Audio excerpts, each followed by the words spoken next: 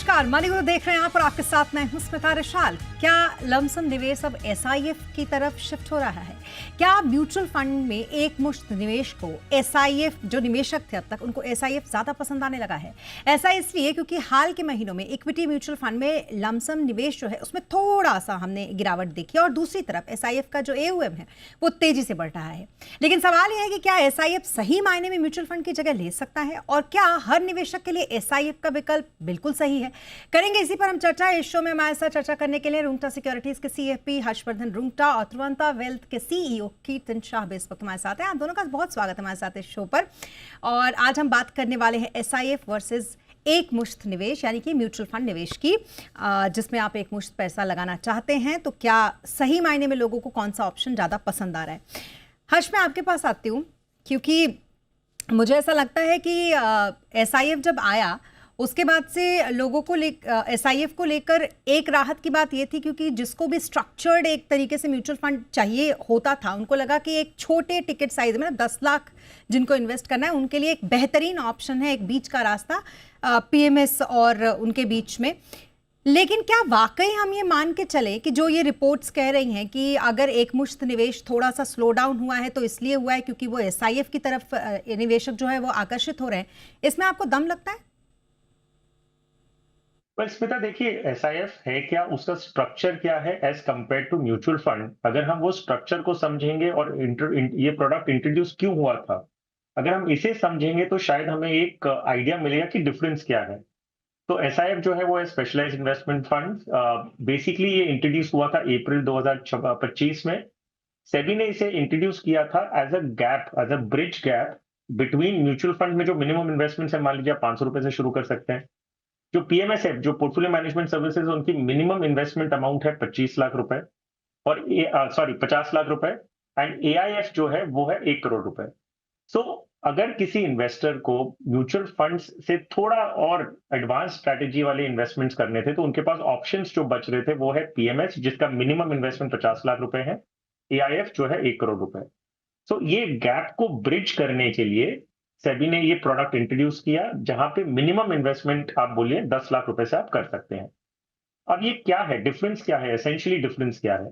So mutual funds जो हैं वो एक लॉन्ग ओनली इन्वेस्टमेंट्स करते हैं, विच मींस वो फंड्स में जो भी कंपनीज में इन्वेस्ट करते हैं वो एसेंशियली एक कॉल लेते हैं कि फ्यूचर तक वो इन लॉन्ग टर्म उसे होल्ड करेंगे। सो लॉन्ग ओनली, वो शॉर्ट सेल नहीं करते, विच मींस अगर इनके पास कोई मार्केट का आउटलुक नेगेटिव है तो वो अगर स्टॉक्स होल्ड नहीं कर रहे हैं तो वो उसे बेच नहीं सकते। सो उनका एक पर्टिकुलर कंपनी पे आउटलुक होगा कि भाई कंपनी खराब करने वाली है या मार्केट गिरने वाला है, तो वो अगर उनके पास उस कंपनी के शेयर्स नहीं है तो वो उसे शॉर्ट सेल नहीं कर सकते। वेरेज इन एसआईएफ 25% ऑफ द पोर्टफोलियो को आप शॉर्ट सेल भी कर सकते हैं, आप डेरिवेटिव्स हेजिंग स्ट्रेटेजीज अप्लाई कर सकते हैं। तो ये थोड़ी कॉम्प्लेक्स स्ट्रेटेजीज होती है when compare to mutual funds. तो उनके इन्वेस्टर्स भी उस लिहाज से थोड़े और इन्फॉर्म्ड और एजुकेटेड होने चाहिए। और सेबी का ये मानना है कि अगर आप 10 लाख रुपए के ऊपर कर रहे हैं तो जनरली ऐसे इन्वेस्टर्स आएंगे जिनको मार्केट की तो ये और इन स्ट्रैटेजीज से की नॉलेज होगी और वो उससे कंफर्टेबल होंगे। तो ये एक डिफरेंट प्रोडक्ट है as compare to stand alone pure mutual funds. तो ये जो फर्क है वो अगर हम एसेंशियली समझ लें तो आपके सवाल का जवाब मिल जाएगा कि क्या लमसम इन्वेस्टमेंट म्यूचुअल फंड में जो कम हुए हैं वो एसआईएफ की तरफ गए हैं। सो ऐसा हो सकता है कि एक छोटा तबका जो इन्वेस्टर्स का है जो वोलेटाइल मार्केट्स में एक्सपोजर कॉम्प्लेक्स स्ट्रैटेजीज को लेना चाहते हैं और डाउनसाइड बेटर प्रोटेक्ट करना चाहते हैं, तो वो हो सकता है एसआईएफ की तरफ अपना रुख कर चुके हैं। चलिए कीर्तन, एक चीज़ जो हमने देखी 2025 का हमने जो सिनेरियो देखा और अभी भी वॉलेटाइल मार्केट लगातार बना हुआ है, ऐसे में हमने ये भी देखा कि पिछले साल भी कोई अच्छे रिटर्न तो नहीं बने म्यूचुअल फंड में। क्या एसआईएफ में रिस्क एडजस्टेड रिटर्न्स अच्छे हैं जिसकी वजह से अगर मान लीजिए ये हुआ होगा, जो शिफ्ट की हम बात कर रहे हैं वो इस वजह से हुआ होगा, ऐसा आप मानते हैं? आई थिंक देखिए, सबसे पहले तो जैसे आपने कहा 2 साल से मार्केट्स अच्छा नहीं कर रहे तो लोग ऐसे भी थोड़े से परेशान हैं उनके इन्वेस्टमेंट्स को लेकर, तो नए एवेन्यूज ढूंढ रहे कहाँ पैसा लगा सकते हैं। आई थिंक मुझे ऐसा लग रहा है बहुत बड़ा रीजन है जिसकी वजह से शायद एसआईएफ, क्योंकि एक सोफिस्टिकेटेड प्रोडक्ट की तरह इंट्रोड्यूस किया गया है, लोगों ने ये सोचा कि हाँ पैसा बन सकता है। और हालांकि अगर आप पिछले 3 महीने का परफॉर्मेंस देखें तो डेफिनेटली कुछ फंड्स हैं एक्विटी साइड पे लॉन्ग शॉर्ट में X100 वाले फंड्स है जिन्होंने काफी बेहतर किया है। पर देखिए एसआईएफ का डेटा बहुत ही कम है। यानी अगर आप देखें 1 साल के ऊपर वाले तो कोई फंड्स है भी नहीं ऐसे in general. Total 25 funds issue हुए, उन 25 फंड्स में से भी तकरीबन 20 फंड्स तो सिर्फ 3 कैटेगरी के हैं। डेट में कोई भी कैटेगरी का फंड इशू नहीं किया गया है। तो मुझे ऐसा लग रहा है बहुत ही कम डेटा है आज डिस्कशन करने के लिए। और बहुत ही कम इन जनरल अंडरस्टैंडिंग अवेलेबल है कि आपको आप ये जजमेंट ले पाए कि लोग शायद एसआईएफ में रिस्क एडजस्टेड रिटर्न की वजह से ज्यादा जा रहे हैं। हाँ डेफिनेटली अगर आप थियोरटिकल बात करें तो मुझे ऐसा लग रहा है थियोरटिकली इन फंड्स को बेटर रिस्क एडजस्टेड रिटर्न कमाना चाहिए, क्योंकि मान लीजिए मार्केट नीचे जा रहा है तो आपके म्यूचुअल फंड्स तो लॉन्ग ओनली फंड्स है तो वो तो पैसा नहीं बना सकते। पर आप अगर 25% अनहेज्ड डेरिवेटिव पोजीशन ले सकते हैं एसआईएफ में तो ये पॉसिबल है कि आपका फंड मैनेजर अगर स्मार्ट है तो 25% पैसा इस तरीके से लगाया हुआ है डेरिवेटिव्स में कि मार्केट नीचे जाए वहां पर उनको पैसा बने। तो थियोरटिकली तो देखिए ये पॉसिबल है कि शायद वॉलेटाइल मार्केट्स में इन फंड्स का परफॉर्मेंस बेहतर हो। पर अगर आप एआईएफ्स का डेटा देखें जिनमें कुछ हद तक ये करना अलाउड है कैटेगरी 3 में जहां पर डेरिवेटिव की पोजीशंस आप ले सकते हैं, उन फंड्स का प्रदर्शन इतने टाइम से बहुत बेहतर तो कुछ रहा नहीं है लॉन्ग ओनली फंड्स के सामने। तो बहुत कम डेटा है हिस्टोरिकली दूसरे प्रोडक्ट्स में और एसआईएफ में specifically to make a judgement कि these products will do well. पर हाँ थियोरटिकली हम डेफिनेटली ये मान सकते हैं कि रिस्क एडजस्टेड रिटर्न इस प्रोडक्ट का थोड़ा सा बेहतर हो सकता है। आप बिल्कुल सही कह रहे हैं। मैंने भी पहले कंपैरिजन करने का सोचा था म्यूचुअल फंड्स और जो एसआईएफ के फंड हैं उनमें, लेकिन फिर मुझे ये इनजस्टिस लगा क्योंकि एक अभी अभी आया हुआ बच्चा और एक सालों से दोनों के बीच में कंपैरिजन अभी नहीं करना सही होगा, ऐसा मुझे भी लगा। इसलिए मैंने वो पार्ट सोचा कि उस पर डिस्कस नहीं करते हैं। और फंडामेंटल तरीके से अगर बात करें तो हम उसी पर जानना चाहेंगे आपसे यहाँ पर हर्ष की एसआईएफ जो लोकप्रिय हुआ, क्या वो सिर्फ हाइब्रिड लॉन्ग एंड शॉर्ट की जो स्ट्रैटेजी थी इसी ने इसको लोकप्रिय बनाया, या और भी ऐसे फीचर्स रहे जिसने इसको लोगों में एक तरीके से हम कह सकते हैं लोग पसंद करते हैं एसआईएफ को? तो देखिए स्मिता, जो स्ट्रक्चरल स्टैंड पॉइंट्स अगर हम बात करें, सो म्यूचुअल फंड्स का मैंने आपको बताया कि वो लॉन्ग ओनली प्रोडक्ट्स हैं, विच मीन्स कि वो अभी इन्वेस्टमेंट्स कर रहे हैं पर्टिकुलर कंपनीज में और वो एसेंशियली उसे होल्ड करेंगे।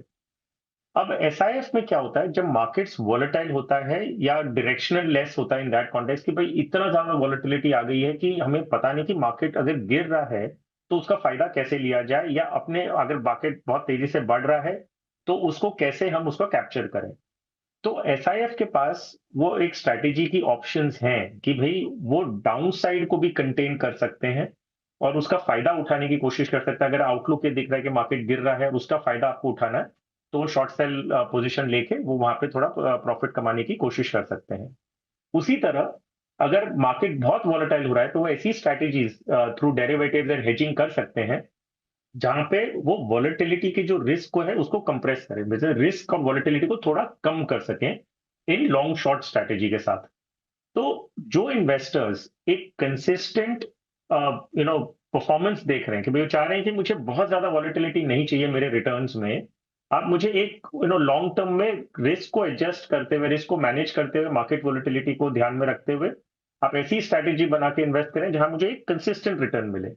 भले ही वो कम हो, उसका बैंड जो है प्लस माइनस का जो बैंड है वो कम होगा चलेगा, लेकिन मुझे कंसिस्टेंसी दीजिए और रिस्क को इफेक्टिवली मैनेज करिए।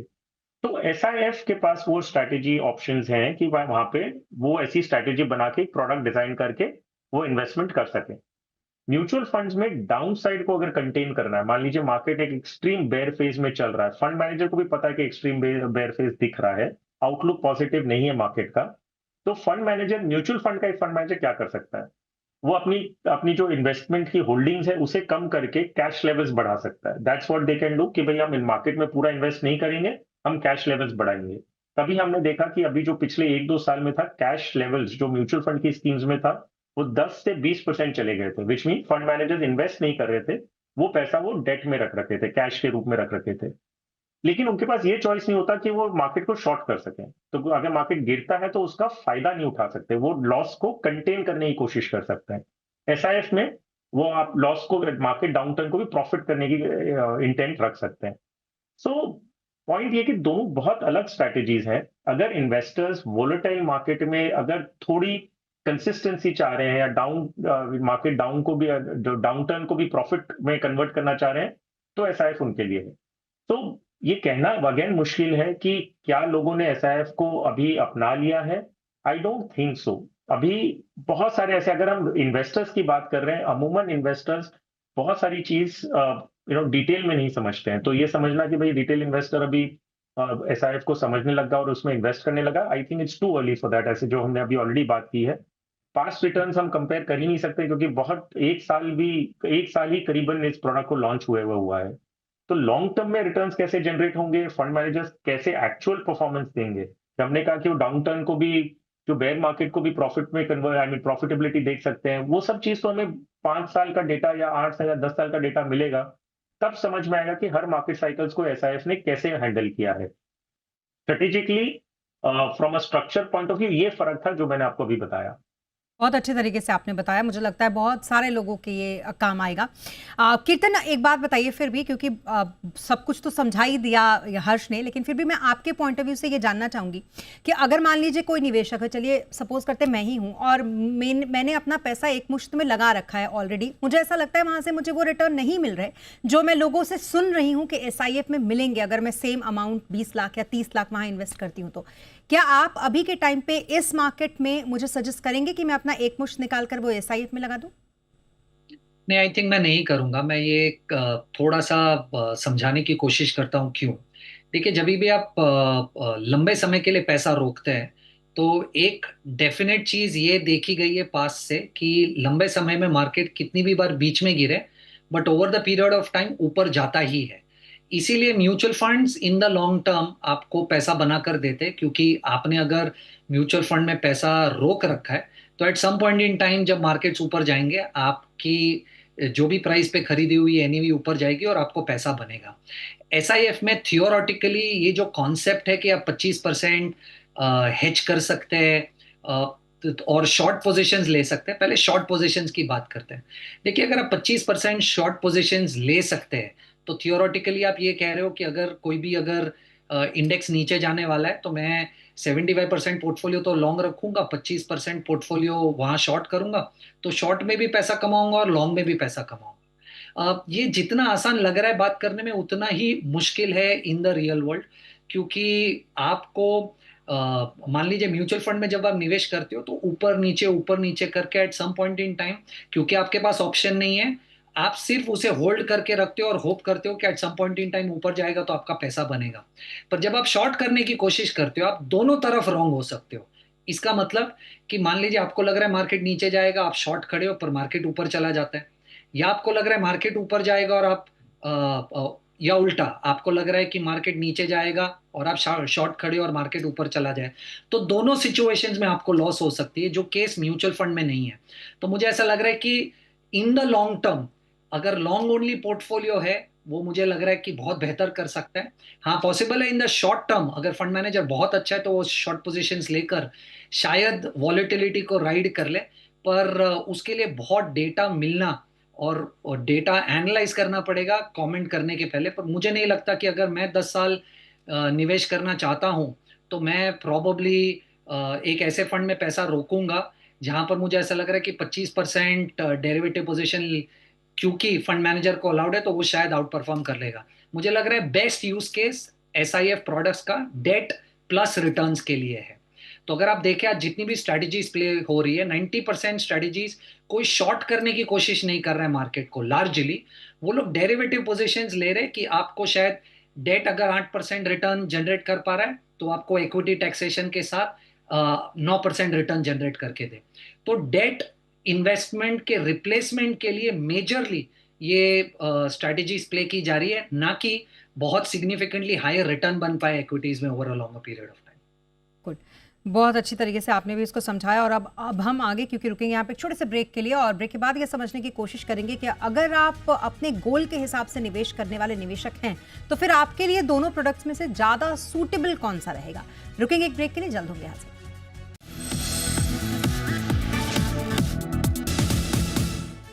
ब्रेक के बाद एक बार फिर आपका स्वागत है। एसआईएफ वर्सेस एक मुश्त निवेश, इसी पर कर रहे हैं हम बातचीत। हमारे साथ बातचीत करने के लिए हर्षवर्धन रुंगटा और कीर्तन शाह लगातार बने हुए हैं।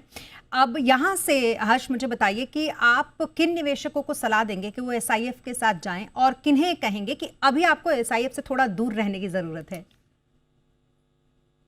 तो वेल स्मिता, आंसर बहुत सिंपल है। मैं ज्यादातर इन्वेस्टर्स को कहूंगा कि एसआईएफ से फिलहाल दूर रहें।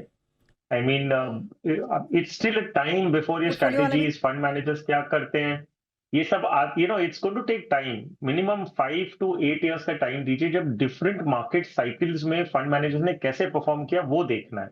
इट्स नॉट कि पिछले 1 साल में उन्होंने क्या किया। आपको ये देखना है कि जब मार्केट ऊपर गया तो इन्होंने कैसे आउट परफॉर्मेंस दिया, मार्केट नीचे गिर रहा था तो इन्होंने कैसे डाउन साइड को प्रोटेक्ट किया है। ये सब करते हुए उन्होंने वैल्यू कितनी ऐड की है। सो मैं कीर्तन से फुल्ली कॉन्कर करता हूं कि आज की तारीख में अगर हम एसआईएफ का प्लेसमेंट देखें, प्रोडक्ट प्लेसमेंट, वो बेसिकली आप डेट फंड्स और प्योर इक्विटी फंड्स के बीच का प्रोडक्ट समझिए। वो ऐसे कि भाई आपको डेट फंड्स जो रिटर्न दे रहा है उससे थोड़ा ज्यादा कमाने की उम्मीद रखते हैं, लेकिन long term wealth creation stand point से आपको एक इन्वेस्टमेंट स्ट्रैटेजी रखनी है। आपको हेजिंग वगैरह सब करने का जो स्ट्रैटेजी होता है वो एसेंशियली शॉर्ट टर्म वॉलेटिलिटी को मेंटेन करने के लिए होता है, मैनेज करने के लिए होता है। सो लॉन्ग टर्म में गोल्स हैं आपके, वेल्थ क्रिएशन आपको करनी है तो आप अच्छी कंपनीज में इन्वेस्ट करेंगे और वो वाया म्यूचुअल फंड आप अपनी स्कीम चूज करें। उसमें एसआईपी या लमसम क्या करना है वो आपके रिस्क प्रोफाइल के ऊपर होगा। लेकिन एसआईएफ को आप एक वेल्थ क्रिएशन टूल समझ के म्यूचुअल फंड के साथ कंपेयर ना करें। उसे आप वोलेटिलिटी मैनेजमेंट टूल अगर आपको समझना है तो ये आप उसे समझिए कि भाई वोलेटिलिटी को ये मैनेज करने के लिए एक प्रोडक्ट है। मुझे रिटर्न्स जो मिलेगा वो बेसिकली ओवर लॉन्ग टर्म एक कंसिस्टेंट रिटर्न मिलने की उम्मीद रखता है। जो बैंड मैंने बताया वो down side and top upside का जो बैंड होगा वो नैरो होगा। म्यूचुअल फंड्स में ये बैंड थोड़ा बड़ा होगा कि भाई अगर लॉन्ग टर्म में ज्यादा रिटर्न्स मिलने की उम्मीद है और अगर शॉर्ट टर्म में मार्केट गिरा तो हो सकता है कि आपको लॉसेस ज्यादा दिखेंगे, क्योंकि डाउन साइड कंटेन करने के लिए उनके पास कोई टूल नहीं है, वो शॉर्ट सेल या हेजिंग डेरिवेटिव्स नहीं कर सकते। तो आई थिंक इसे वैसे प्लेस करेंगे। तो जो इसका इन्वेस्टमेंट जो जो टारगेट ऑडियंस है, जो इन्वेस्टर बेस है, वो बहुत छोटा है आज की तारीख में। सो आंसरिंग द क्वेश्चन, मैं ज्यादातर लोगों को कहूंगा कि लॉन्ग टर्म वेल्थ क्रिएशन अगर आपको करना है तो म्यूचुअल फंड के जरिए विदाउट कॉम्प्लेक्स प्रोडक्ट्स करिए, बहुत सिंपल रखिए उसे। इन्वेस्टमेंट स्ट्रैटेजी चेंज करके आप लमसम नहीं करके एसआईपी या एसटीपी करें। और अगर कोई ऐसे इन्वेस्टर्स हैं जो वोलेटिलिटी को में से प्रॉफिट निकालना चाहते हैं, शॉर्ट टर्म में डेट इन्वेस्टमेंट से थोड़ा ज्यादा रिटर्न कमाना चाहते हैं, तो वो एसआईएफ की तरफ जाएंगे। बिल्कुल। और अब कीर्तन, आपसे मैं एक चीज़ समझना चाहूँगी, जैसा कि हमने पीछे भी बात किया ब्रेक पे जाने से पहले, क्योंकि मार्केट अच्छा परफॉर्म नहीं कर रहे हैं, लोग फिलहाल अपनी एसआईपी से भी उतने खुश नहीं हैं, एक मुश्त निवेश करके भी वो रोज़ रोज़ यही सोच रहे हैं कि पैसा तो बढ़ ही नहीं रहा। ऐसे में क्या अगर उनको अट्रैक्टिव लगने लगा है एसआईएफ तो आप उन्हें कैसे रोकेंगे? दूसरा, आप कैसे बताएंगे कि उनको अपने एक मुश्त निवेश की जो स्ट्रैटेजी है उसको बेसिकली बेहतर करने की ज़रूरत है ताकि उनको उसी से फ़ायदा मिल सके? आई थिंक देखिए, आई एम अज्यूमिंग जितने भी लोग हमें देख रहे हैं आज कॉन्वर्सेशन करते हुए, उन सबको मोटा मोटा पिछले 4-5 सालों में ये रियलाइज तो हो चुका है कि मार्केट को टाइम करना बहुत मुश्किल है। और अगर वो ये सोच रहे कि वो मार्केट को टाइम कर पाएंगे तो आई एम सॉरी, पर द रियलिटी इज कि वो नहीं कर पाएंगे। और पैसा मार्केट में over a longer period of time ही बनता है। तो अगर आप मार्केट को टाइम करने की कोशिश करेंगे तो एक्सिस म्यूचुअल फंड हर साल एक बहुत इंटरेस्टिंग रिपोर्ट और स्टडी शेयर करता है, जिसमें ये कहता है कि अगर एक फंड ने मान लीजिए 12% का रिटर्न कमाया है तो इन्वेस्टर उसमें सिर्फ 8% का रिटर्न कमाते, क्योंकि इन्वेस्टर उस फंड की पूरी लाइफ साइकिल में जुड़े हुए रहते ही नहीं और बीच में ड्रॉप हो जाते हैं। क्योंकि किसी भी फंड में ऑन अ कंटिन्यूअस बेसिस एकदम सिग्निफिकेंट और सिमिलर परफॉर्मेंस या अच्छा परफॉर्मेंस कभी भी नहीं आएगा, क्योंकि हर फंड सिक्लिकल होता है। तो मान लीजिए आपने किसी भी फंड में 10 साल के लिए पैसा रोका है तो उसमें बीच में 2-3 साल ऐसे आएंगे जहां पर वो फंड खुद भी अच्छा नहीं परफॉर्म कर रहा है। हालांकि हो सकता है कि उसके पहले वाले 3 या 5 साल में उस फंड ने बहुत अच्छा परफॉर्म किया था जिसको देखकर आपने पैसा रोका है, पर 10 साल के टाइम फ्रेम में ऐसा मेरे हिसाब से शायद कभी नहीं होगा कि एक पर्टिकुलर फंड हर 10 साल या हर साल उस 10 साल में अच्छा परफॉर्म करेगा। तो ये तो बेसिक अंडरस्टैंडिंग है इक्विटी मार्केट्स का कि मार्केट में जब आप पैसा लगाओगे तब वो वॉलेटाइल होगा, वो स्ट्रेट कर्व ऊपर नहीं होगा। और ये इन्वेस्टर्स को मुझे ऐसा लग रहा है जानने की जरूरत है। आशीष जैसे बहुत फेमसली कहते हैं कि वॉलेटिलिटी एक बग नहीं है, फीचर है मार्केट का। तो आपको ये समझना पड़ेगा टाइम करके। शायद पैसा नहीं बनेगा, पैसा सिर्फ वेट करके बनेगा। और मुझे ऐसा लग रहा है ये जिस दिन इन्वेस्टर्स जान जाएंगे, शायद वेल्थ क्रिएशन की जर्नी आसान हो जाएगी। फिर जानने भी लगे, अब झटके भी मिलने लगे हैं, तो इसलिए वो इस चीज़ को एडजस्ट करने में अब लगे हुए हैं। लेकिन जाते जाते मैं एक छोटा सा रैपिड फायर आप दोनों के साथ खेलना चाहूंगी। राज, आपसे शुरुआत करते हैं, एसआईएफ या lump sum? Lump sum mutual funds I think long term wealth creation के लिए दैट्स द ओनली टूल, लेकिन आपको वोलेटिलिटी सहन करने की एपेटाइट होनी चाहिए और कन्विक्शन होना चाहिए कि लॉन्ग टर्म में इक्विटी आपको पैसे बनाते देगा। ओके, कीर्तन, लमसम या एसआईएफ? लमसम, कोई सवाल ही नहीं है। I mean like I said, मुझे ऐसा लग रहा है कि ये जितना आसान लग रहा है कि आपने डेरिवेटिव में पोजीशन ले लिया तो नीचे जाएगा तब भी पैसा बनेगा, ऊपर जाएगा तब भी पैसा बनेगा, ये उतना ही काउंटर प्रोडक्टिव है। आप शायद मार्केट नीचे जा रहे हैं तब लॉन्ग खड़े होंगे और मार्केट ऊपर जा रहे हैं तब शॉर्ट खड़े होंगे, तो प्रोबेबिलिटी कि आप 100% ऑफ द टाइम्स गलत है ये भी हो सकता है। तो मुझे ऐसा लग रहा है कि लॉन्ग टर्म में मार्केट तो ऊपर ही जाने वाला है, तो लॉन्ग ओनली प्रोडक्ट्स के साथ बने रहना चाहिए अगर लंबे समय का गोल है तो। ने बिल्कुल अनिल सर वाली बात कही, इंसान और निफ्टी दोनों ऊपर ही जाएंगे। चलिए, इसी के साथ थैंक यू सो मच हमारे साथ इस शो पर जुड़ने के लिए। Harshvardhan, thank you so much कीर्तन, हमारे साथ इस शो पर जुड़ने के लिए। और इसी के साथ इस बुलेटिन में फिलहाल इतना ही। आप बने रहें जी बिजनेस के साथ। नमस्कार।